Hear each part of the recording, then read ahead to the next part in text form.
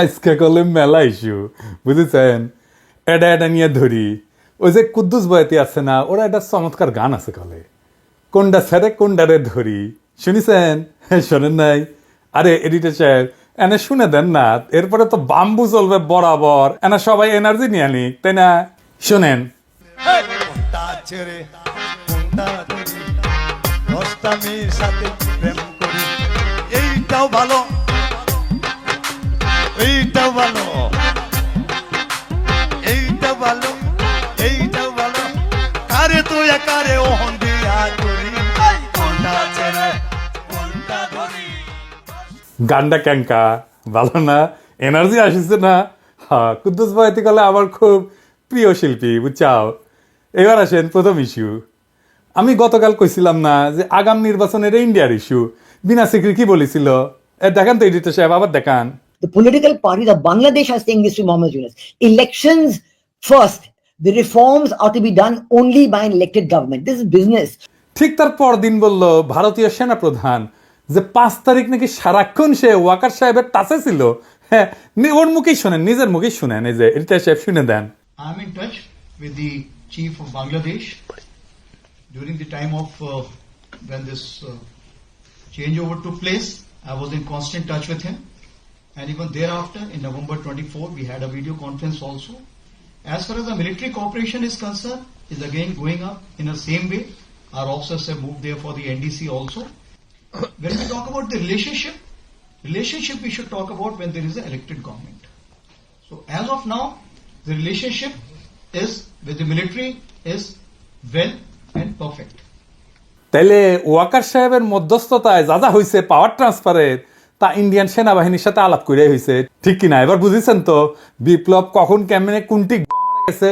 আমি কই নাই আগে কইছিলাম, কই নাই আগে ক্যান্টনমেন্টে যায়েন না কইছিলাম না? কইছিলাম। এখন বুঝেছেন তো যে মাখা ভাত খাইছেন আর জনগণরে খাওয়াইছেন, তা মাইকা দিছিল ইন্ডিয়া। আর কি কইছে? নির্বাচিত সরকার আসলে সম্পর্ক স্বাভাবিক হবে। আবার শুনেন। When we talk about the relationship we should talk about when there is an elected government.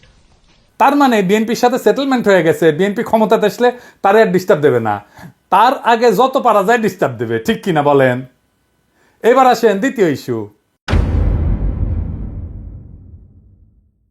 বিশিষ্ট বাম মোশাহিদা সুলতানা হাঙ্কেরে প্রথম আলো ওটা একটা জুলাই বিপ্লব নিয়ে কলাম লিখেছে, সেটি লিখেছে আনু মোহাম্মদ নাকি এক দফার ঘোষণা দিছিল, আর তারপরেই নাকি হাসিনা পলাইছিল, বুঝাও? লিখেছে প্রেস ক্লাবে হাসিনার পদত্যাগের এক দফা দাবি ঘোষণা করেন অধ্যাপক আনু মোহাম্মদ। ঘোষণার পরপর একটি মিছিল প্রেস ক্লাব থেকে যাত্রা করে শহীদ মিনার অভিমুখে।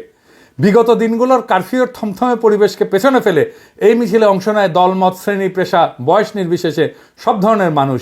হাসিনার পদত্যাগের দাবিতে ঐক্যমত এবং জনসমর্থন সেদিনই দৃশ্যমান হয় জনসমক্ষে। ওরে বাবা, হ্যাঁ আপনারা জানেন এক দফা ঘোষণা করে ছাত্ররা 3রা আগস্ট শহীদ মিনার থেকে। এই যে না এইটা সাহেব গুগলে এক দফার ঘোষণা লিখে সার্চ দেন তো কি কি আসে। দেখেছেন আনু মোহাম্মদের নাম আছে। দ্রোহযাত্রার প্রধান দাবি কি ছিল? দ্রোহযাত্রা দিয়ে একটা সার্চ দেন না এডিটর সাহেব, 24 ঘন্টার মধ্যে সবার মুক্তি। দেখেছেন? হ্যাঁ, সরকারের পদত্যাগ চাইছিল, কিন্তু সেটা এক দফা ছিল না, মেলা দফা ছিল তার সাথে। এভাবে ইতিহাস পাল্টায় যায়, বুঝছাও?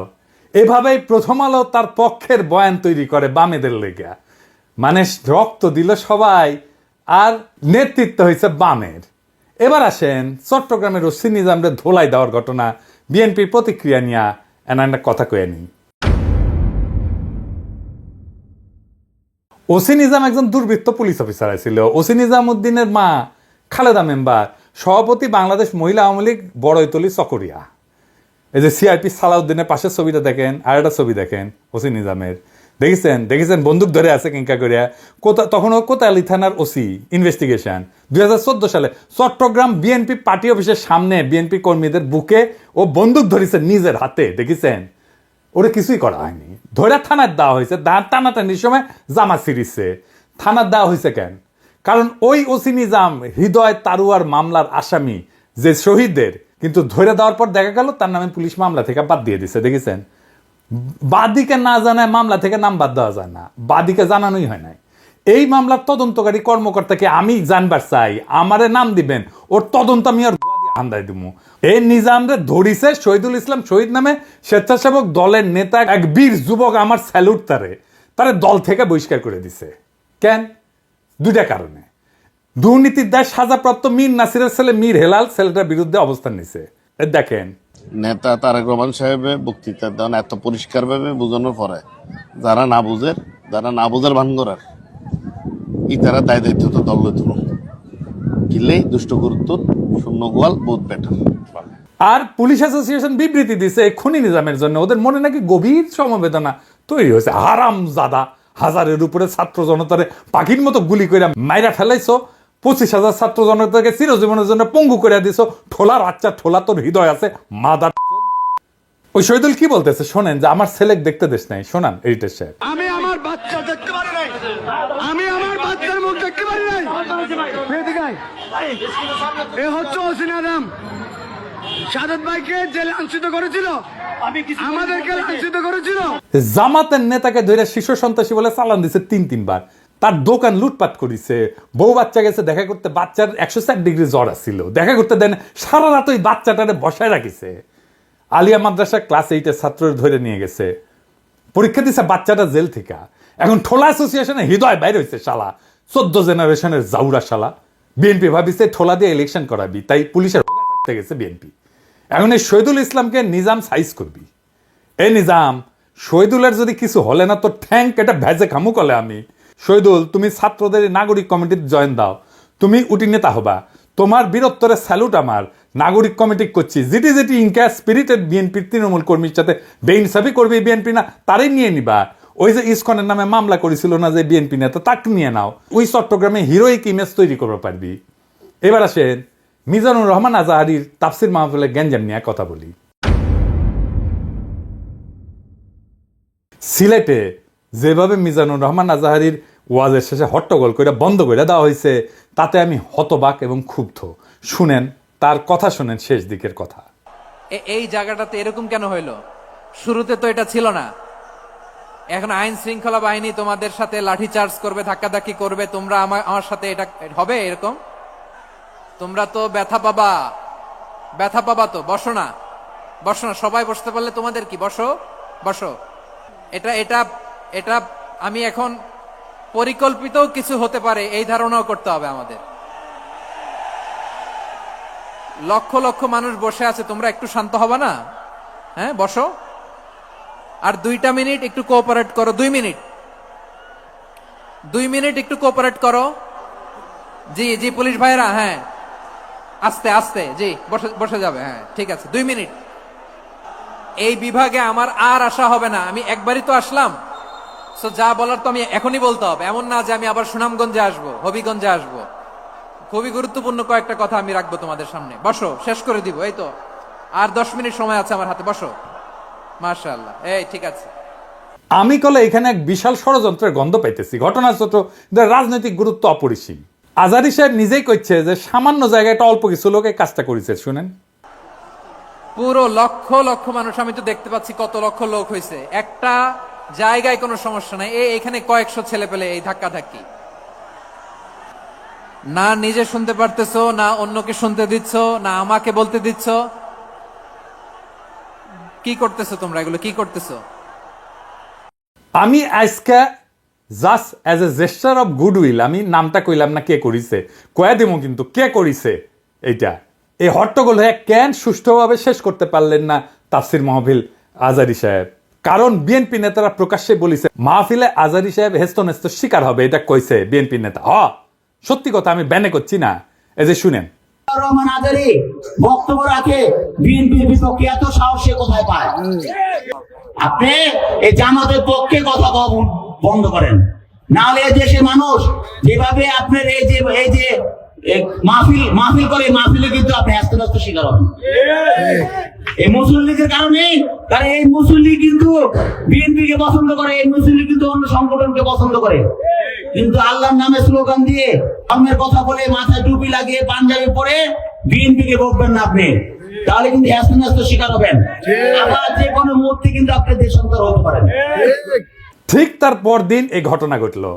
তার আগে তো অনেক নেতা, রিজভী ভাই তার সহকর্মীদের তাতায় রাখছে এখন আজারের উপর কেন বিএনপি বিলা? দুইটা কারণে।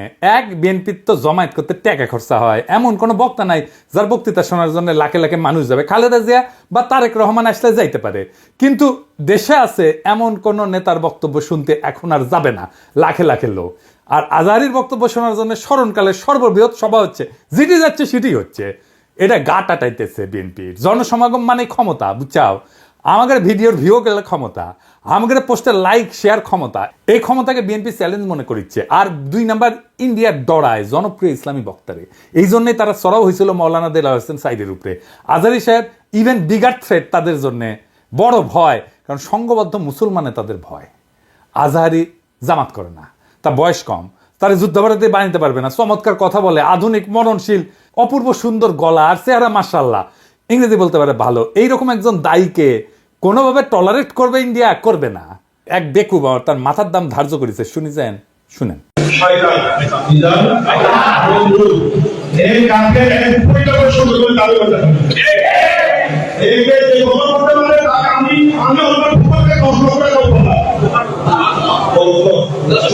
দেখেছেন তার জানের উপরে উঠে গেছে। পুলিশকে করছে ওই হারামজাদার এখনই ধরে প্যাকেট করেন, ওই যে কইছে 10 লাখ টাকা দিবে, ও প্যাকেট করেন। বিএনপি নেতারাও খুব অপমানজনক ভাবে কথা কইছে যে আজহারী হুজুর পিছে লাগিছে। দেখেন দুদু ভাই কয় আজার নাকি মাজার কি যেন আছে, দেখেন শুনেন। ওই যে কে যেন আজহার নাকি মাজার একজন আছে।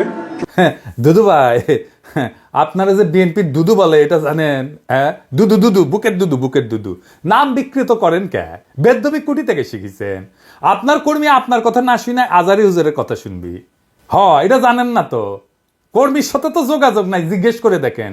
আজহারী হুজুরের নাম শুনলে কয়বার সালাম দেয় শুনেন, আর আপনার পিছে যায় কি কয় শুনেন।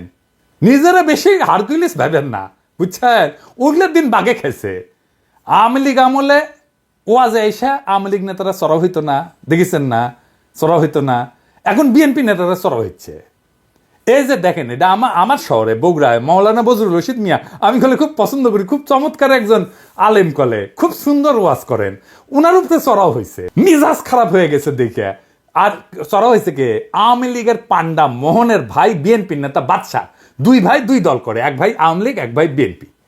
ওর ভাই বগুড়া শহরের কোনো জমি বাকি রাখে না, এই যে মোহন দখল করেছে। 2 ভাই দল করে সিস্টেম কইরা এখন আরেক ভাই রাজত্ব চালাইতেছে বগুড়ায়। এটা আগা 5 তলার দুর্বৃত্ত ফ্যামিলি। শোনেন কি করিছে। কিসের ভাষা ভাই? আমরা আমার দেশে থাকি না। আমরা দেশে থাকি না। হ্যাঁ, ঠিক আছে। আপনি বলেন কেন যে আল্লাহু আকবার একবারই ছাড় দেয় না? আমাদের প্রত্যেকটা প্রোগ্রামে দেখো না। না, এই জায়গাতে আমি কি বুঝতে পারছি, চাকে শোনেন না না, এখানে যে কোরআন শরীফ তেলাওয়াত হলো, একবারই দিছে আল্লাহু আকবার, হাম্মাম করতে আর দেয়নি, এটা ঠিক না। তার মানে দিছে তো? না, তার মানে দেয়নি, দিছে তো। একবার দেখ 10 বার দেখ, দিছে। আপনারা কোন আওয়ামী লীগের মধ্যে দিছে? আপনি তো বললেন একবারই দিছে আর দেয় না, এটা তো ঠিক না। আমি একটু আমার প্রধান বক্তার সাথে দ্বিধা করেছিলাম যে উনি বলতে চেয়েছিলেন যে একবারই হাম্মাম সাহেব বলছেন, এটা তারপর কি বলছেন আমি আসলে এই করি, যখন বলছে একবার বলেছেন আমি সেটাকে দ্বিধা করেছি। আমরা ইসলাম কারো ব্যক্তিগত সম্পত্তি নয়, ইসলাম সকল মুসলমানের সম্পত্তি। কেউ যদি মনে করেন এটা আমার ইসলাম আমার একাধিক আর করো না, এটা তো সঠিক না। যারা ক্ষমতার থাকতে যা করেনি, এরা ক্ষমতার যাওয়ার আগেই তার সাথে বেশি করতেছে। দলে কোন কথা ঠিক কি না? রাধাবার সাথে আউট হয়ে গেছে। মাহফিলে যারা যাবেন, কোন রাজনৈতিক নেতা যদি আলেমের সাথে বেদবি করে না, একেবারে পায়দা ফেলাবেন, পারমিশন দিলাম, আমার নামে যেন কেস দেয়, আমি কয়ে দিছি। আর হুজুরেরা আপনাদের বলি, বেদবি নিয়েন না।